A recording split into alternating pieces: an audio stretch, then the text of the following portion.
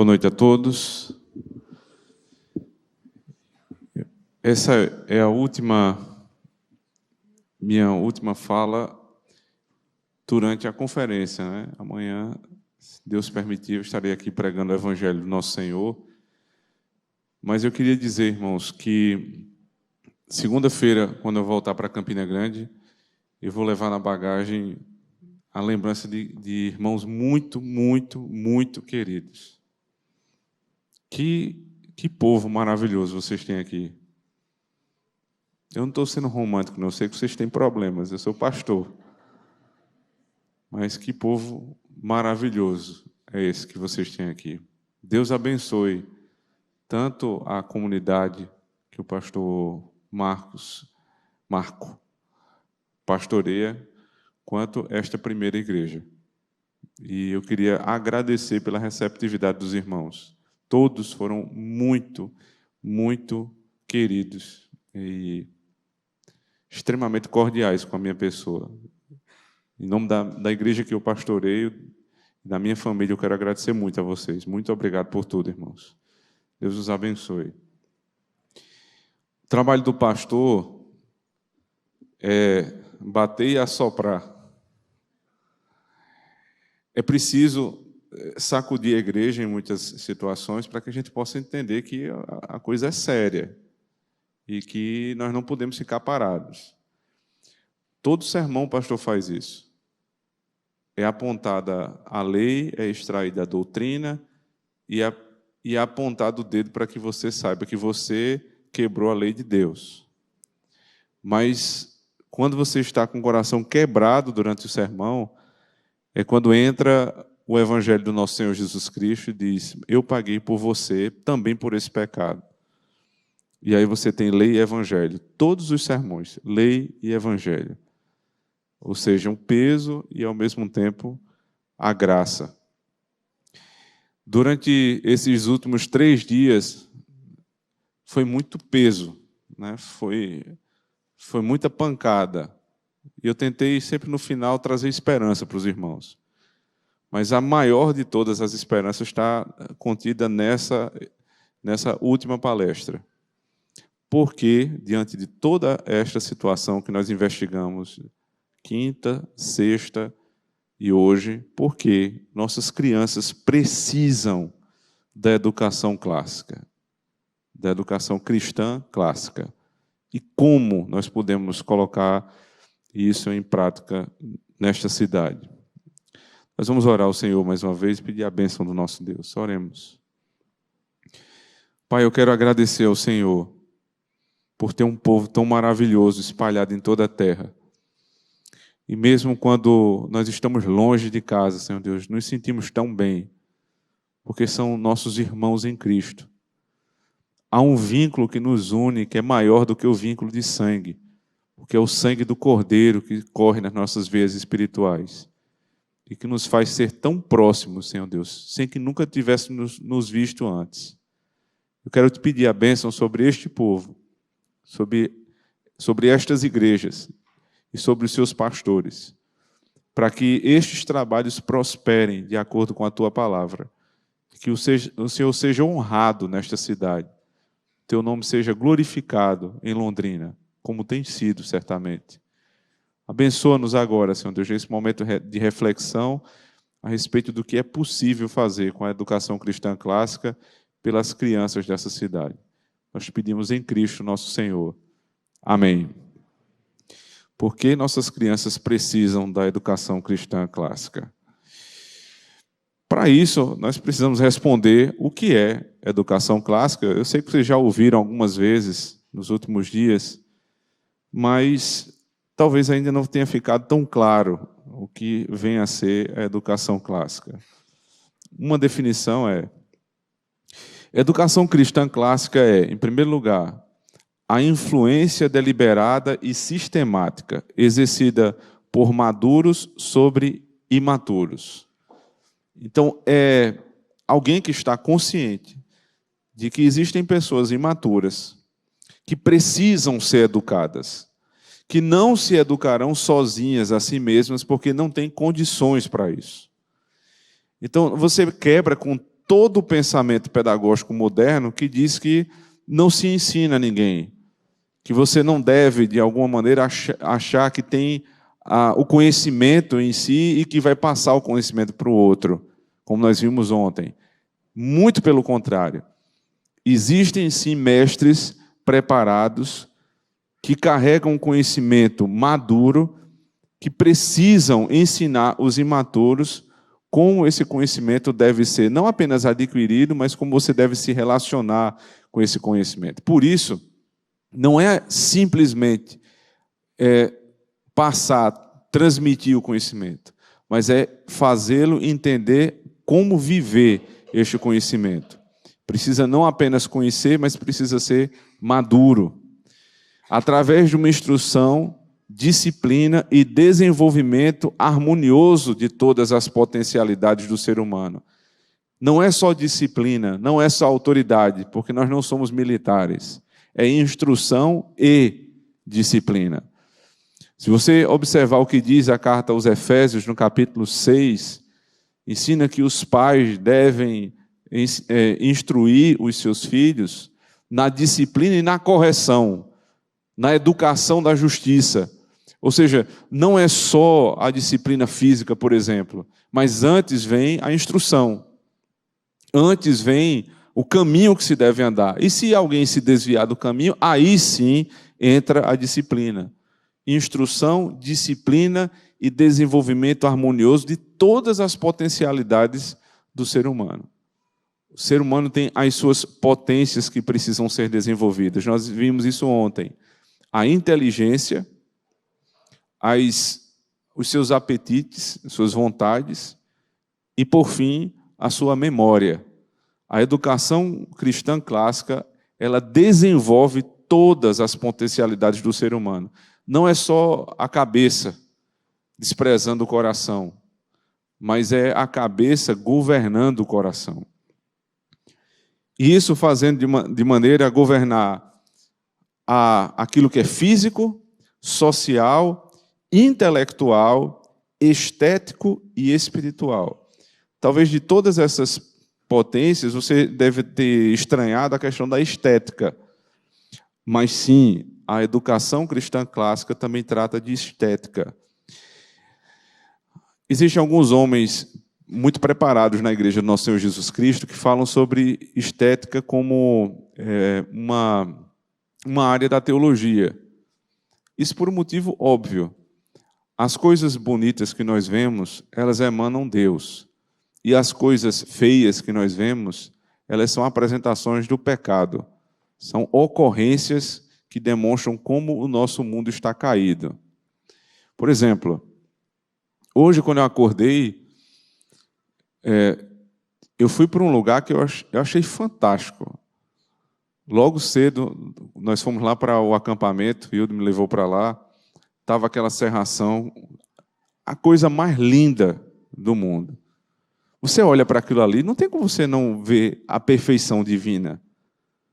E o modo como vocês tratam daquele lugar demonstram muito sobre essa igreja. Eu não preciso passar um ano conhecendo essa igreja. Desde que eu cheguei aqui e vi como vocês dispõem os bancos, como vocês cuidam do estacionamento, como vocês cuidam dos banheiros, como vocês cuidam lá daquele espaço, é evidente que vocês são organizados. E ninguém vem a levantar a tese de que é porque tem recurso. Porque existem irmãos muito, mas muito pobres, que eu visito a casa e a casa é um brinco. Limpa, cheirosa, tudo no lugar. E existem irmãos muito, muito ricos que eu visito e a casa é uma bagunça.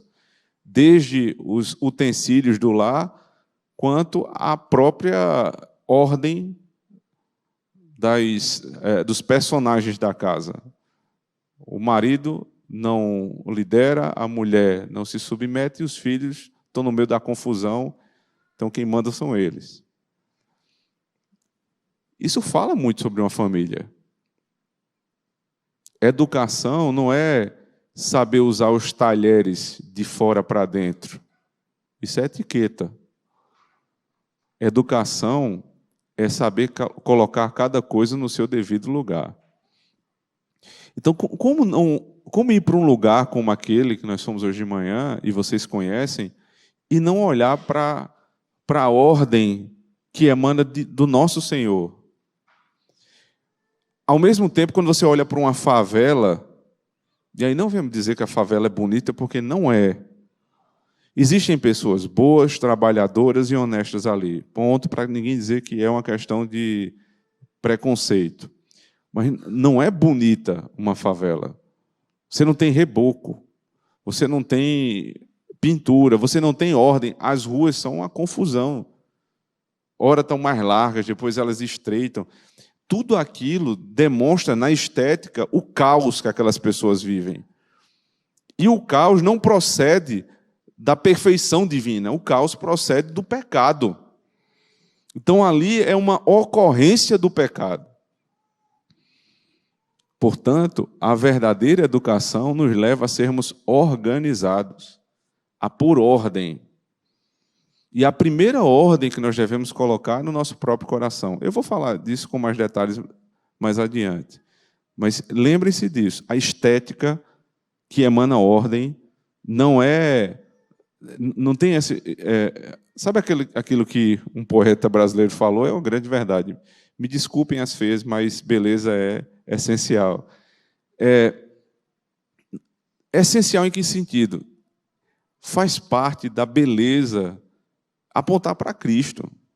E eu não estou falando aqui da beleza da mulher, estou falando da beleza no sentido geral. Olhar para Cristo. Então, se nós conhecemos esse princípio, nós devemos entender que na educação isso é verdadeiro. Então, para aqueles que vão estudar em casa, né? Você vai fazer a atividade de casa com seu filho. Aí não, porque a atividade de casa, então bota uma roupa rasgada, sem tomar banho, e faz uma coisa de qualquer jeito em cima da mesa, metade está o jantar e metade está a atividade da criança. Isso é uma confusão. Ninguém estuda assim. Então você organiza a mesa, você dá banho no seu filho, você troca a roupa. Agora nós vamos estudar com ordem, com decência, porque estética também importa. Nós temos uma parte espiritual, mas nós temos um corpo. E para o corpo é importante estar limpo e organizado.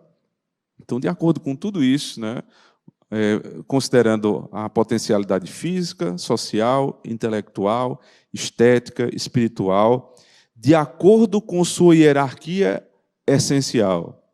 Isso é importante, é de acordo com a hierarquia de necessidade, de importância. O que é que vem primeiro? O que vem primeiro é Deus.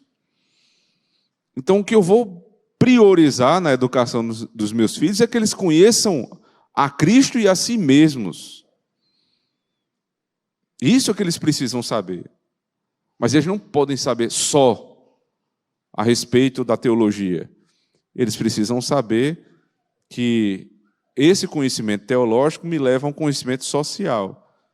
Então, primeira tábua da lei, você tem os mandamentos ligados à minha relação com Deus. O objeto da minha adoração: não terás outros deuses diante de mim. Só adore um Deus. Como adorar esse Deus verdadeiro? Não farás para ti imagem de escultura. Porque Ele é Espírito, então os verdadeiros adoradores devem adorá-lo em Espírito e em verdade, conforme a sua essência. Não tome o nome de Deus em vão. Guarda o dia do Senhor. Então agora eu aprendi a me relacionar com o Criador. Evidentemente, ao saber me relacionar com o Criador, eu aprenderei a me relacionar com o meu próximo. Honra teu pai e tua mãe, não matarás, não furtarás, não adulterarás, e assim por diante.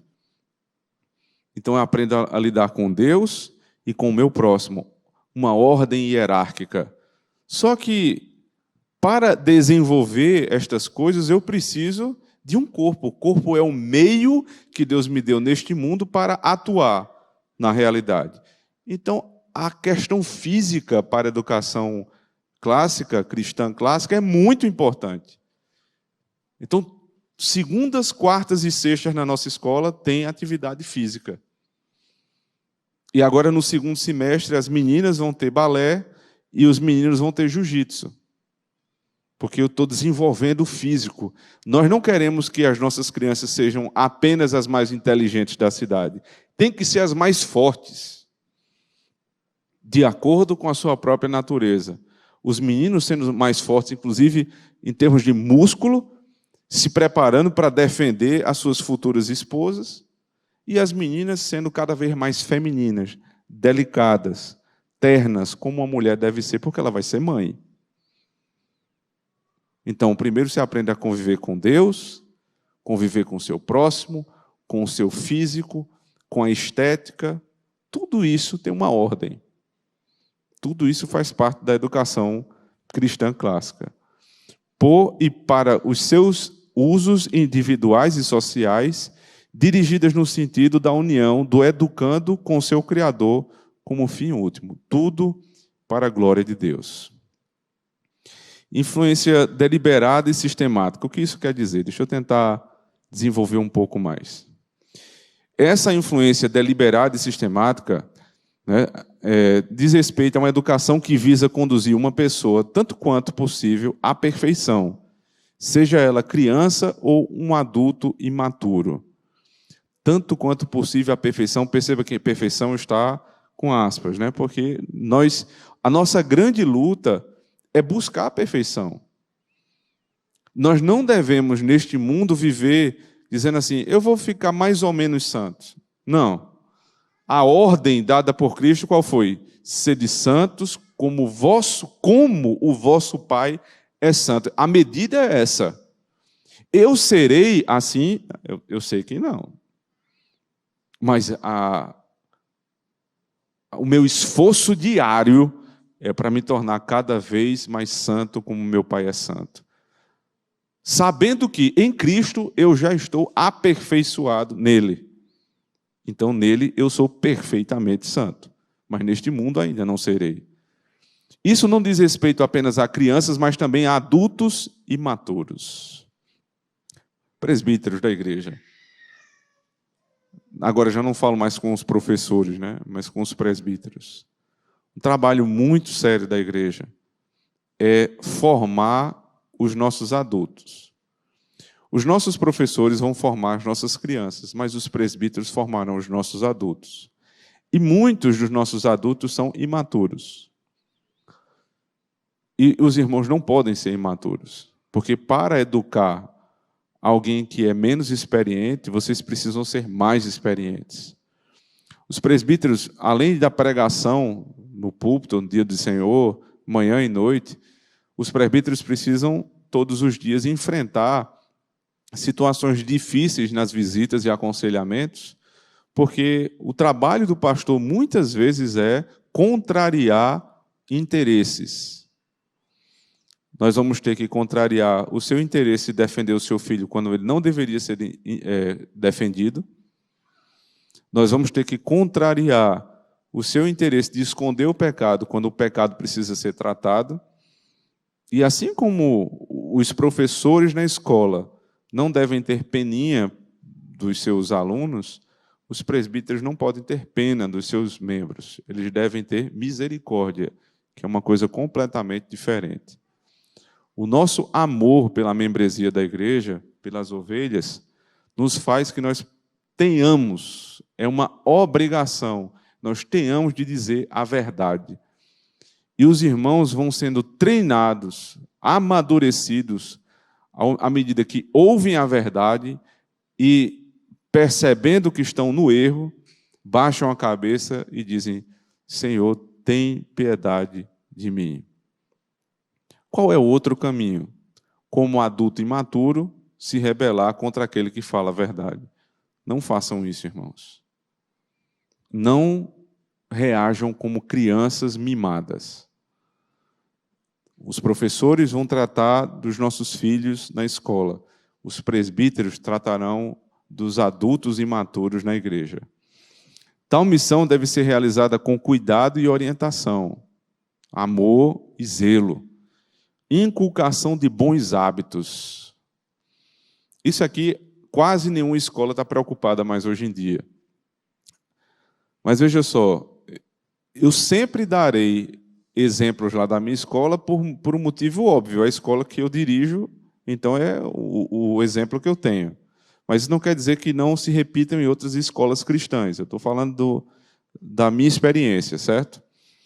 Lá no Knox Kids Campina Grande, existe um rapazinho de 4 anos que ele tem um probleminha que ele anda pisando na ponta do pé. Já viram isso? Então, é um trabalho diário que nós temos. Fulano, pisa direito, pisa direito, pisa direito. Mas é o dia inteiro fazendo ele pisar direito. E quando ele se lembra, ele já vem pisando, né? Vem arrastando no chão para não deixar o pé subir. E não só tem isso, né? Esse é um trabalho de inculcar um bom hábito. Não é assim que se pisa. A escola poderia simplesmente dizer, não tem nada a ver com o jeito que a criança pisa. Mas isso faz parte da educação. Tem 2 primos que estudam à tarde. Um tem 3 e o outro tem 5. Um é filho de um pastor, né, e o outro é filho de um membro de uma igreja, batista, por sinal. Eles são muito ligados, mas de uma forma de ligação que não é devida. Eu estava no parquinho semana passada, tem uns banquinhos assim na grama, eu estava sentado em um e o outro sentado no outro. Aí veio o priminho dele e chegou lá e ficou abraçando, e muito tempo abraçado. Eu disse, o que é isso aí? Não, pastor, é porque a gente é primo. Não sei, mas é primo, mas não precisa ficar agarrado. Vocês são 2 homens. Senta um no banco e senta outro no outro banco. Cada um no seu lugar. Vocês são homens, homem não tem que estar se agarrando com outro homem. Que conversa é essa, rapaz? Aí eles ficaram assim, meio sem entender. Aí a professora veio falar comigo. Pastor, eu já fiz isso várias vezes, mas é um costume que eles estão trazendo de casa. Eu disse, então vamos chamar os pais, vamos dizer que tenham cuidado com esse tipo de relação, porque não é uma relação natural entre 2 homens. Ah, mas são pequenininhos, pastor. Mas são 2 pequenos homens. São 2 homens em miniatura. Se nós não ensinarmos estes pequenos homens como homens se comportam, eles nunca vão aprender. Eles vão aprender este costume e lá na frente a gente vai dizer, eu não sabia que era assim. Esse menino nasceu assim já. Não, não nasceu assim. Existiam alguns hábitos que não foram cortados e aí depois você tem um comportamento enraizado que é difícil de ser retirado. Então, inculcar bons hábitos é um trabalho diário de quem trabalha numa escola verdadeiramente cristã. Agora, se você acha isso bobagem, é só matricular em qualquer outra escola da cidade que ninguém vai se preocupar com isso. Mas se nós queremos fazer um trabalho cristão, devemos nos preocupar também com os bons hábitos. Treinamento dos sentidos. O que é isso?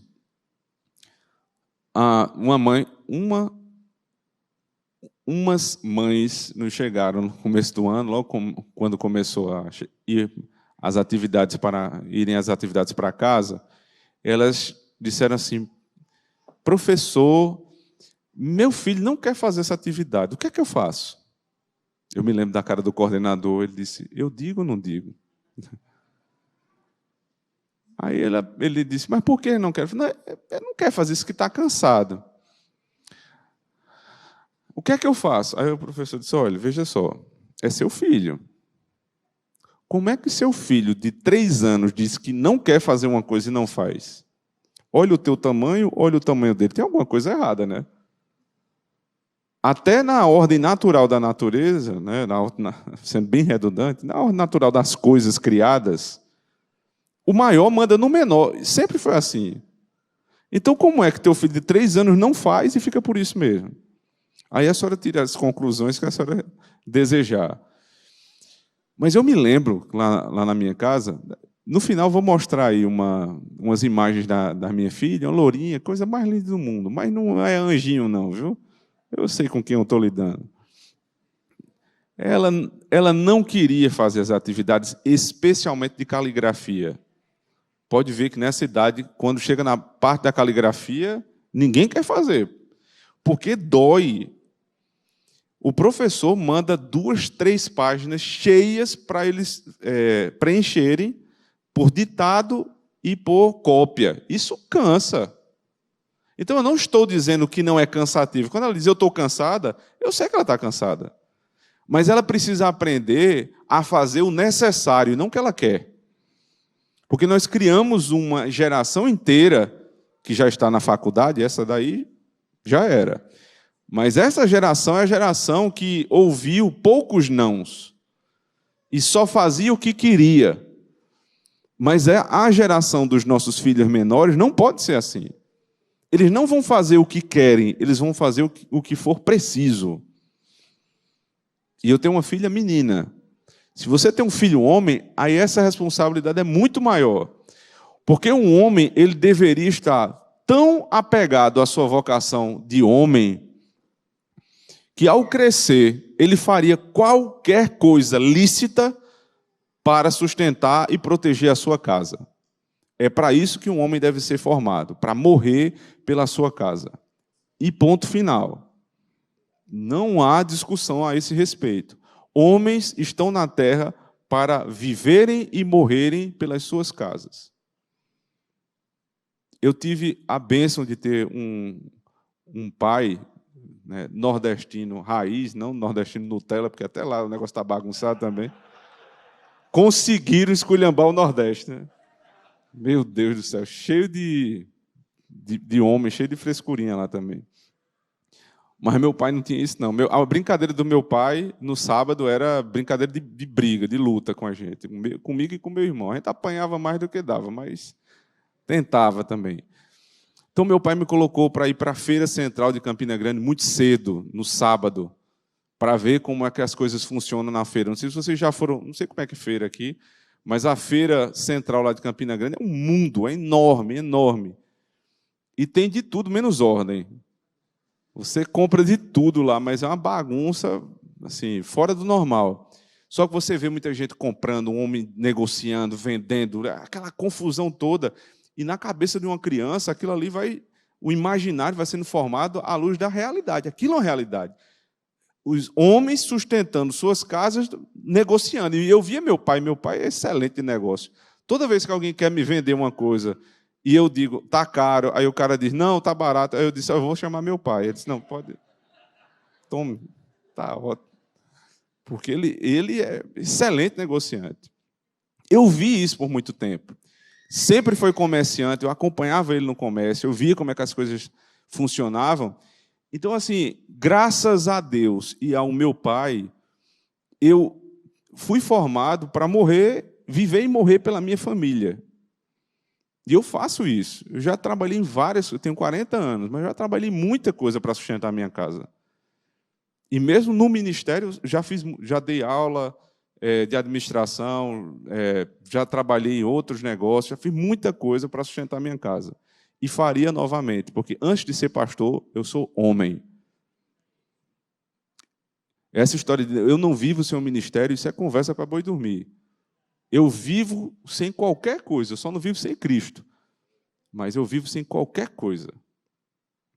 Nossos filhos precisam aprender estes conceitos, irmãos, que não são novos e não começaram na minha casa. Mas são conceitos eternos. Homens devem ser formados para viverem e morrerem pelas suas famílias. E ponto final. Como é que a gente faz isso? Ah, não quer fazer a caligrafia, não?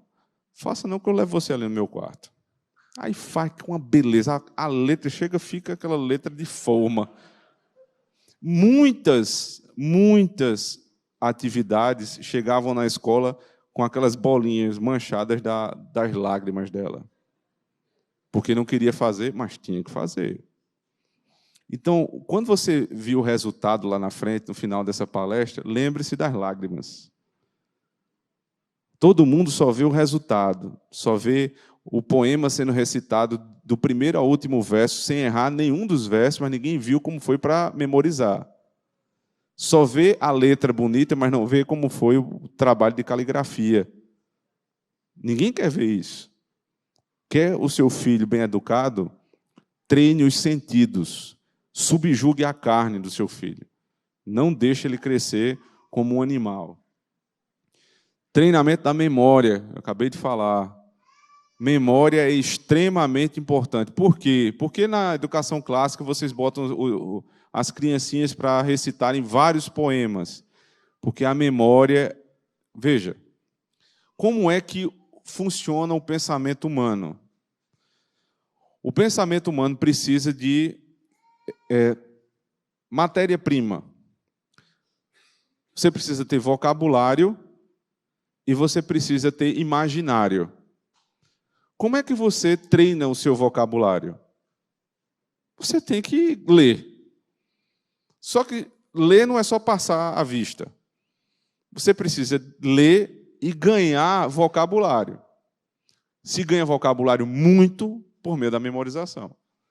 A criança fala, fala, repete, repete, repete, repete, aquilo ali vai sendo gravado na mente dela. E quando você faz isso por meio de uma poesia, você está fazendo isso não só alimentando o vocabulário, mas alimentando a memória, porque ela está sendo cheia de imagens que só a poesia consegue encravar na nossa mente. Então, uma criança que tem um imaginário treinado e que tem um vocabulário formado pelo exercício da memória, ela tem os elementos essenciais para o pensamento. Você já parou algum dia tentando falar alguma coisa e trava, e você não tem a palavra?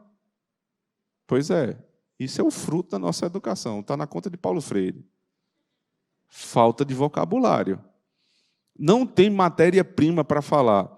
Imagine quantos problemas sociais isso não traz para a nossa comunidade. O cara não sabe falar, aí você vai no médico, o médico diz assim, o senhor está sentindo o quê? Aí ele fica, e agora? Ele sabe o que ele está sentindo, mas ele não consegue expressar. É uma prisão a ignorância. Ele não consegue falar aquilo que ele sente e trava. Como é que o médico vai tratar esse cidadão? Vai ter que fazer um exame. Talvez era uma coisa simples que, se ele falasse, resolvia. Mas do lado do médico, o médico também pode ser mal instruído. E aí o sujeito consegue falar e fica esperando do médico que ele dê alguma instrução. E o médico fala, só, nem olha para a cara do sujeito, só no computador. Termina, imprime uma receita. Aí você olha assim, e agora? Toma isso aqui, 12 horas. Aí você fica, não dá para explicar, não. Ele não quer explicar. Porque ele não foi treinado para lidar com gente. Ele só passa o remédio como uma máquina passaria. Olha o problema que você tem. Você vai tomar um remédio e você não sabe por quê. Aí volta para casa. Vai lidar com a esposa. A esposa não entendeu uma mensagem que você falou. Não é maldade dela. Ela não entendeu. Por quê? Porque tem um problema de leitura, de linguagem. Aí ela vai te perguntar já com raiva. Foi isso aqui que você escreveu? Me explica aqui. Aí você também não sabe falar. E aí, você imagina onde é que já deu isso aí, né? Às vezes eles concordavam com a relação que estava sendo ali tratada. Mas um problema de linguagem fez com que um casal brigasse. Então, é um problema na hora de você se tratar no médico, é problema do médico em tentar lhe tratar, é um problema de um casal, é um problema do professor, é um problema de todo mundo. Então, treinar a memória, treinar vocabulário, desenvolver linguagem, é para que nós possamos viver em sociedade de uma maneira mais pacífica. Seria um grande benefício para a nossa sociedade. Por que a Trindade não briga? Porque a linguagem da Trindade é unívoca. Eles sempre falam aquilo que está na essência deles. Não há equívoco, como na nossa linguagem. Além de eles serem, as três pessoas serem perfeitas, né? Então, adequado desenvolvimento da imaginação, já falei, desenvolvimento da capacidade de bem julgar. Vamos lá. Fortalecimento da verdade também foi tratado. Então, quem é o primeiro mestre que uma criança tem? o pai, por natureza, é o primeiro mestre e o lar a primeira escola. Quando Deus criou todas as coisas, ele colocou um homem e uma mulher e disse a eles: crescei e multiplicai-vos. E daí vem os primeiros filhos. Veja, Adão nasceu adulto, mas Caim e Abel já não nasceram adultos, nasceram crianças. Isso diz muito a respeito daquilo que Deus queria para a raça humana. Todos poderiam nascer adultos. Alguém tem dúvida que Deus teria poder para fazer com que todos os homens nascessem adultos? Coitadas das mulheres, né? Mas Deus poderia querer que fosse assim. Ele sabiamente não quis. Mas por que nasce pequeno? Porque eles dependem em tudo do pai e da mãe. Isso quer dizer que aqueles que deram à luz são aqueles que vão educar. São os primeiros pais, são os primeiros mestres, porque são mestres naturais. Por que eu estou dizendo isso? Porque o professor não é a autoridade natural para os nossos filhos. Não é. É uma autoridade delegada. Houve um tempo onde os professores usavam palmatória. Meu pai me conta isso, né? Não precisa se entregar, mas se você foi desse tempo, deve estar lembrando, né, que os professores davam uma espécie de palmada nos meninos. Hoje, isso seria um absurdo. E é. Porque a vara foi dada aos pais, não aos professores. E a autoridade que Deus deu, né, para disciplinar foi aos pais e não aos professores. Então, como é que os professores devem lidar com a autoridade? É uma autoridade que foi delegada, não diretamente por Deus, mas pelos pais aos professores. Por isso, numa escola cristã, nunca uma criança vai ficar de castigo. Porque o professor não tem como botar uma criança de castigo. Ele pode tratar, ele pode apontar o pecado, ele pode mandar para o diretor, se não der certo, manda para o pai, mas não tem como castigar, não tem como disciplinar. Eu não sou uma autoridade natural para os filhos dos outros, isso na posição de diretor. Mas sou uma autoridade natural na posição de pastor, porque Deus instituiu os pastores, mas Deus não instituiu professores. A autoridade dos professores depende dos pais. Logo, irmãos, se os pais não legitimarem a autoridade dos professores, o professor não tem autoridade nenhuma. Né? Nós conversávamos há pouco tempo com a irmã, ela contando um caso em que ela foi impor a autoridade que, pelo um contrato, foi delegado a ela, e a mãe disse, não, você não vai fazer isso não, porque eu quero que você faça assim, assim, assim. Mas, espera aí. Então, vira uma bagunça, né? Porque você me delega uma autoridade, eu vou exercer a autoridade, você toma de volta? Então, não tem autoridade. Precisamos entender que os pais devem legitimar a autoridade dos professores para que eles possam desempenhar o seu trabalho. Então, na possibilidade de termos uma escola cristã nesta cidade, lembrem, irmãos, desta parte da palestra, lembrem de todas, mas especialmente dessa parte, que quando vocês forem contrariados e o professor estiver certo, o seu filho for contrariado e o professor estiver certo, você deve chegar lá, né? A criança faz muito isso aí, viu? Mamãe, meu professor disse isso e isso de mim. Sabe a primeira coisa que eu pergunto? E você fez o quê? Eu quero saber o que foi que você fez. Seu professor, eu conheço quem é, e eu conheço quem você é também. Então, conta logo a história aí. Eu vou confiar num professor que eu sei quem é, um homem maduro, ou vou confiar numa criança de 5 anos? Porque ela faz isso com a mãe dela. Ela vai lá na mãe dela, a mãe dela é mais dura do que eu. Bota quente nela. Aí ela corre, papai, mamãe disse que vai me disciplinar. Eu disse, tu vem falar comigo, tu não tem juízo, não, é? Tu ficou doido, foi? Corre daqui, senão aqui vai ser pior. Uma vez a gente estava dentro do carro, aí ela estava sem cinto, esqueceu. Ela sempre bota o cinto, mas ela esqueceu.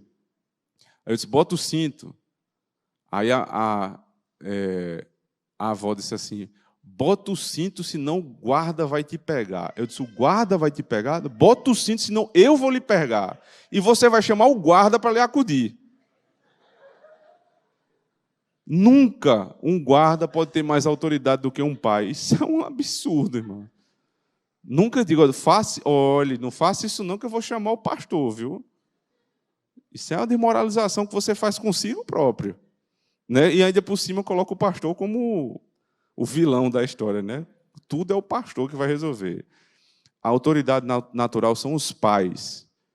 E nós devemos legitimar a autoridade dos professores, porque senão não há educação. A instrução tem por objetivo a apresentação da verdade de maneira tal que a criança a aceite como verdadeira em si mesma ou como decorrente da autoridade competente. Isso só existe se nós legitimarmos a autoridade. Deixa eu passar um pouco para não ficar muito demorado. Vamos lá. Lá na parte das potencialidades. Duas são as principais divisões de potencialidade. A primeira, impressão do exterior, sensorial, e a segunda, estímulos interiores. Como é que nós desenvolvemos um homem como um todo? A impressão exterior, aquilo que ele faz, e os estímulos interiores, o porquê ele faz o que faz. É muito provável que algumas crianças, pelo temperamento que elas têm, elas façam o que você manda, mas não façam pelo motivo correto. E isso é um problema. A minha filha, ela tem um temperamento tranquilo. Então, ela tem uma tendência muito forte a obedecer. Só que, qual é o problema disso?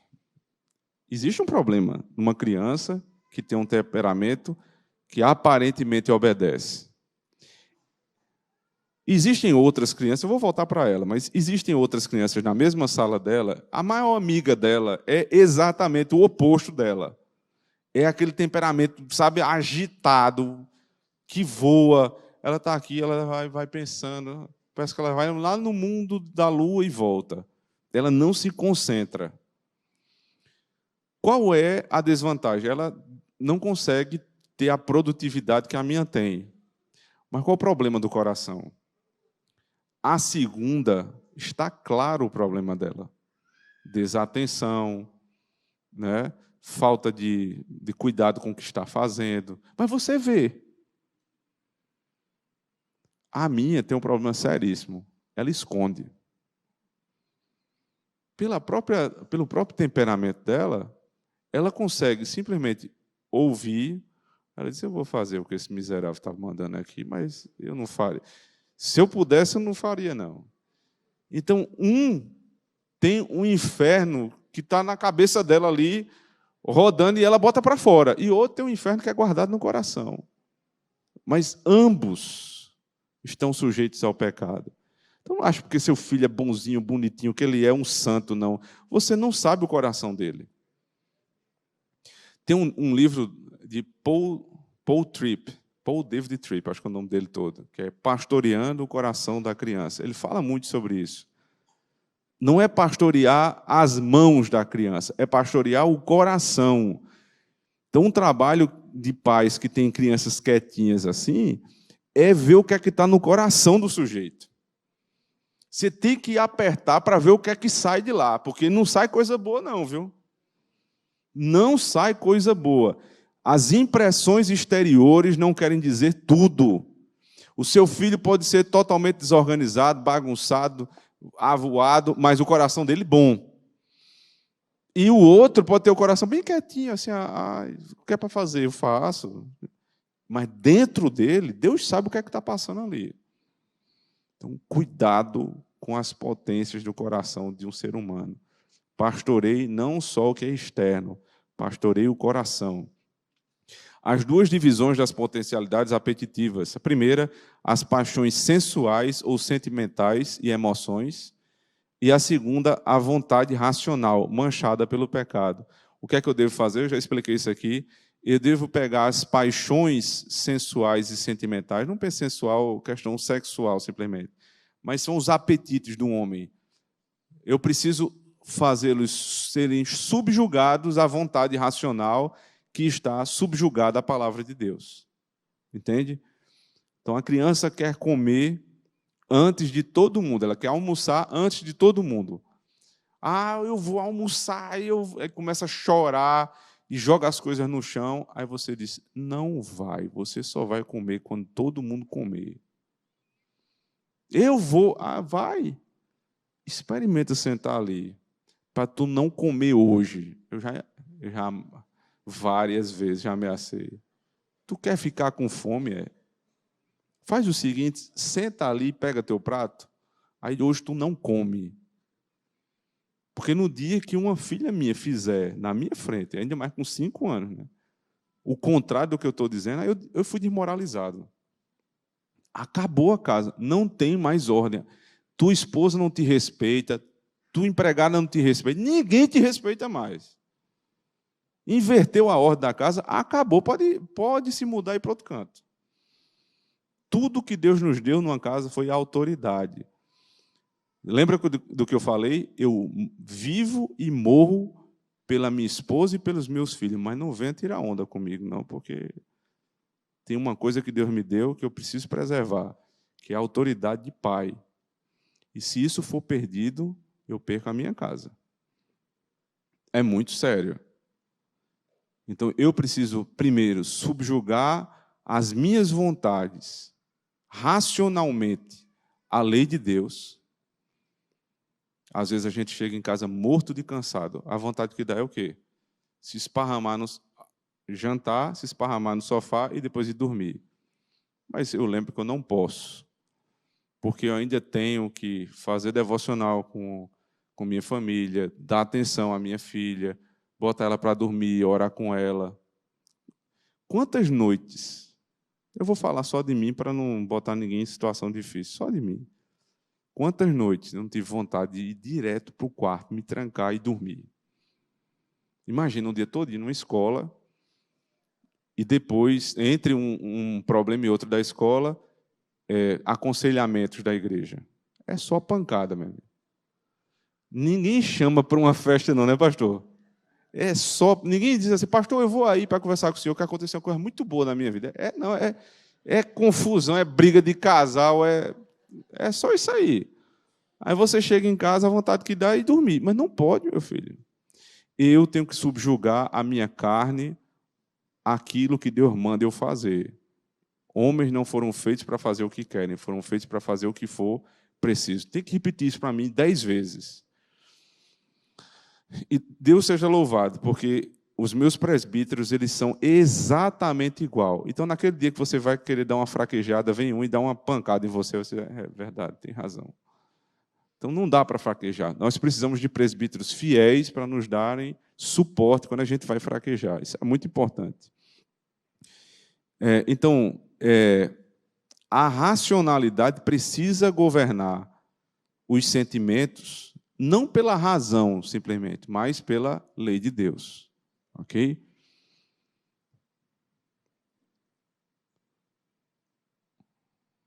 Eu vou passar isso aqui. Vamos lá. Direção para o fim último.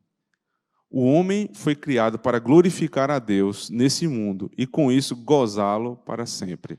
Essa é a finalidade do homem. Criado para glorificar a Deus e gozá-lo, ou seja, ter prazer. Não é só para obedecer, mas a obediência gera prazer. Vamos, então, para a esperança. É possível ter esperança? Sim. Como? Vamos apresentar agora o método Knox Kids. Eu quero apresentar a nossa escola para servir como um exemplo. Não é o modelo final bíblico que desceu do céu, mas é um exemplo, certo? Que os irmãos podem tomar por base para pensar em algum trabalho semelhante aqui nesta cidade. O que é o Knox Kids? Deixa eu ver se está projetado aí. O que é o Knox Kids? Pode passar. Tem aqui, né? Famílias, igreja e escola. Esse tripé é o que sustenta esse trabalho. Famílias engajadas, uma igreja engajada para a formação de uma escola. Só as famílias sem a igreja têm um problema sério. Porque quem é que vai cuidar, quem é que vai pastorear essas crianças na escola? O envolvimento dos pastores é extremamente importante. Então, são famílias juntas a uma igreja para a formação de uma escola. Essa segunda foto, do lado direito, é a foto que marca o início da nossa história. São as 4 famílias. Mariana, essa que está de preto aí ao meu lado, do lado de cá, do meu lado esquerdo, eles estão morando em Natal agora. Não aparece o marido dela aqui porque ele estava trabalhando na fábrica da Havaianas. Eles foram para Natal e Mateus, esse pequenininho, hoje faz Knox Kids pela tutoria. Mas foram as 4 famílias que começaram esse trabalho. Se você olhar direitinho aí, isso é uma sala de escola dominical. Qual foi o grande investimento que nós fizemos? Estão vendo aí essas mesinhas de madeira? Nós fizemos um investimento pesado, compramos 4 mesas. Anotem. 4 cadeirinhas de madeira. Ganhamos essas 2 prateleiras, né, de um grande investidor da cidade. Porque Deus tem que levantar também, né? E compramos um quadro, né, um quadro de vidro. Pronto, estava formada a nossa escola. Aí está a nossa escola. Começou assim, 2020. Elas estavam bem pequenininhas. Como é que isso funciona? Consciência, simplicidade e intencionalidade. Nós fazemos tudo da maneira mais simples possível. E ser simples não quer dizer fazer de qualquer forma. Nós fazemos bem feito, mas a gente tenta simplificar as coisas. Se tinha que começar uma escola, o que é que precisa para ter uma escola? Precisa de um professor e precisam de alunos. Nós tínhamos os alunos, que a gente mesmo produziu, né? Nós fomos sábios, a gente produz logo os alunos, arrumamos um professor e compramos as cadeirinhas. Está aí a escola. Estão vendo aqui a Evinha? Essa é a minha filhinha, estava com 3 anos, segurando o lápis. Isso foi um grande avanço na vida dela. A pega do lápis. Fazer a pinça do lápis, não brinque não, isso é difícil. As mães que fizeram em casa sabem que isso é difícil. Tem muita criança que pega, parece estar pegando uma enxada. Não é para pegar como enxada, tem que saber pegar no lápis bonitinho. Então ela vê que ela chega a dar risada, né? Aqui, eu estou conseguindo. Então está ela e Cecília, que é filha do presbítero, um grande amigo meu. Então, simplicidade, consciência. A gente não faz nada porque acha bonito, a gente faz porque nós antes nos preparamos e conscientemente nós estamos colocando em prática o que nós vimos. E intencionalidade. Nem o intervalo dessas crianças, elas brincam com o que querem. Não é assim. Elas vão fazer coordenação motora grossa sem saber. Para elas é uma brincadeira, não é? Professoras estão vendo ali. Para elas é uma brincadeira legal, estão fazendo circuito. Para elas é uma gincana. Você vai ter que dizer, olha, vocês vão fazer agora uma aula de coordenação motora grossa para desenvolvimento da... O guri olha assim, eu vou fazer isso nada. Agora, bora brincar aqui, ó. Vocês vão fazer assim, corre para lá, pula, passa por debaixo daquela mesa.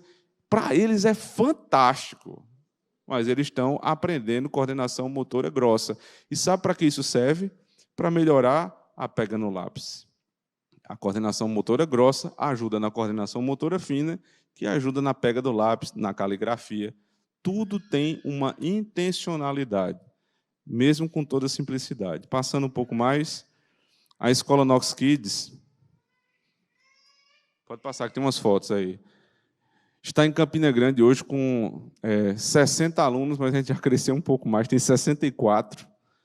Olha as salas como estão agora, né? Já estão num padrão bem melhor, já tem parquinho, a gente está terminando uma quadra, tem piscina, né? Tem uma área de lazer muito agradável. Então, já está num padrão muito bom de escola, como qualquer outra escola da cidade. Temos parcerias. em Fortaleza, 2 escolas em Fortaleza que usam o nosso método. A escola Corandeu, que é uma escola batista,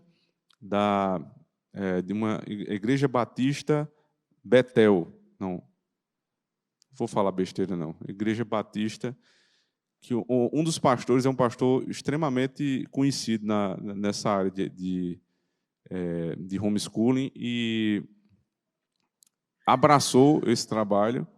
Pedro Pamplona, não sei de quantos de vocês já ouviram falar. Já ouviram? Pronto, pastor Pedro, ele nos procurou e hoje a igreja dele começou uma escola e essa escola já tem 22 alunos usando nosso material. A outra é o Nox Kids, que a gente deixou utilizar esse nome por conta da amizade que eu tinha com o pastor Aldenor, e eles também usam o nosso material. Em Recife, a Igreja Presbiteriana dos Guararapes começou um trabalho e usa o nosso material. João Pessoa também usa o nosso material. E estamos chegando em Solânia, uma cidade do interior da Paraíba, que fechou parceria no final do mês passado. Então, graças a Deus, já há algumas cidades. Passando um pouco mais, em relação à tutoria para homeschooling, já são mais de 1.500 famílias, esse número já deve ser bem maior, eu não tenho preciso, então deixei as 1.500. 1.500 famílias nos 26 estados do Brasil, Distrito Federal e mais 9 países, certo? Estão recebendo material pelo institutojohnox.com.br, onde eles têm desde o teste diagnóstico dos seus filhos, passando pelo planejamento pedagógico semanal. A mãe sabe exatamente o que vai fazer de segunda a sexta, em cada uma das disciplinas. Ela imprime o planejamento da semana, imprime os materiais que vai usar em todas as disciplinas, e se ela tiver dúvida, tem um botãozinho lá, posso ajudar. De segunda a sexta, em horário comercial, nós disponibilizamos uma equipe de professores de plantão para tirar as dúvidas das mães em qualquer lugar do mundo, quando elas estiverem executando o material com seus filhos. E fazem isso, além de avaliação contínua, além de terem acesso a grupos exclusivos para lidar com outras mães e com os professores, tudo isso por R$ 99,90 por mês. Deus tem nos abençoado muito dessa forma. E aí, a nossa missão, Deus, linguagem e matemática. Eles aprendem confessionalidade, em primeiro lugar, depois eles aprendem linguagem, para poder expressar a fé e as demais potências da nossa vida, e a matemática, que é imprescindível. Então, crianças até os 12 anos, o que é que elas devem saber muito bem na nossa escola? Ler, escrever, falar e fazer as 4 operações. Isso é o básico. Isso quer dizer que eles não tiveram acesso à geografia e história? Tiveram sim, mas não é o nosso foco nesse momento. Eles precisam, até essa idade, dominarem a linguagem e dominarem as 4 operações da matemática. Eu duvido que uma criança que saiba isso bem, lá na frente não se dê bem, seja no Enem ou na vida profissional. Duvido. Tem um videozinho aí que eu pedi para o irmão poder passar, as crianças orando em sala ao começar.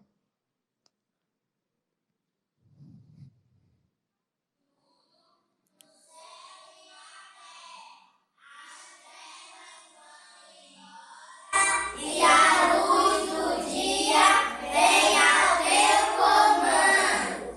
Tu és bom e fazes o bem continuamente.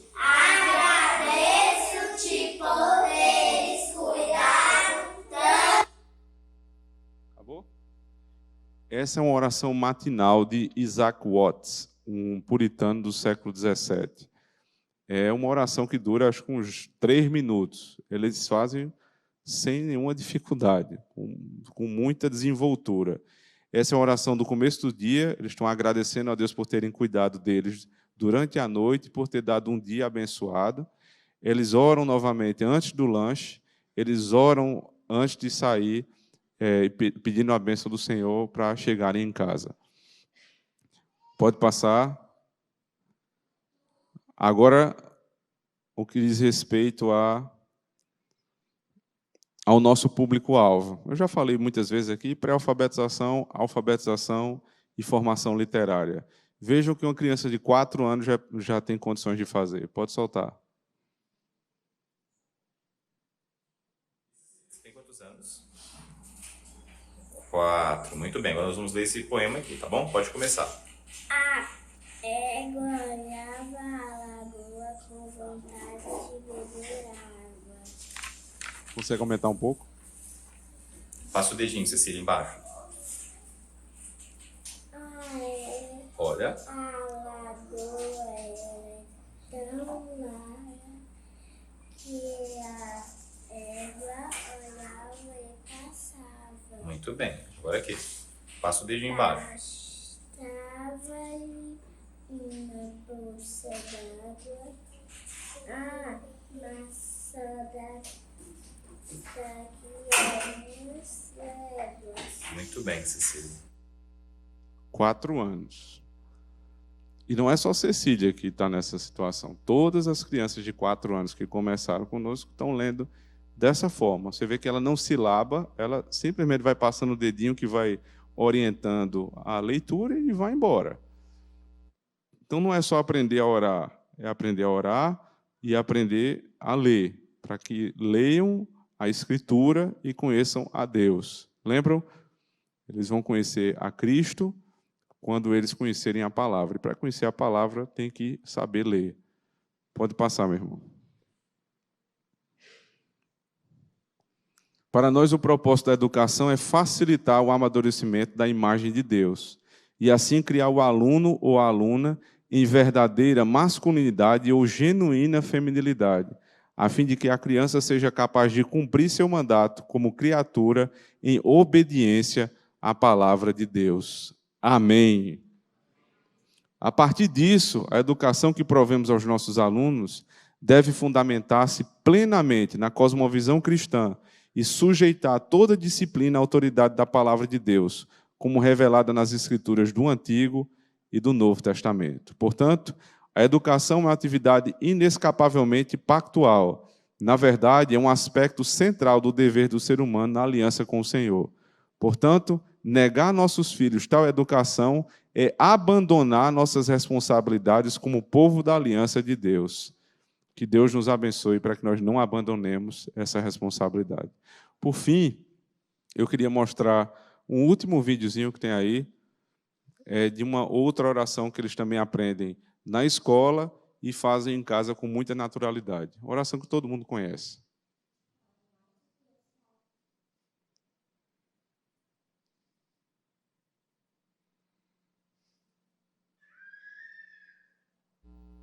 Pai nosso que estás nos céus, santificado seja o teu nome. Venha o teu reino, faça-se a tua vontade, assim na terra como nos céus. O pão nosso de cada dia, dai-nos hoje, e perdoe-nos as nossas dívidas, assim como nós temos perdoado aos nossos devedores. E não nos deixe cair em tentação, mas livra-nos do mal.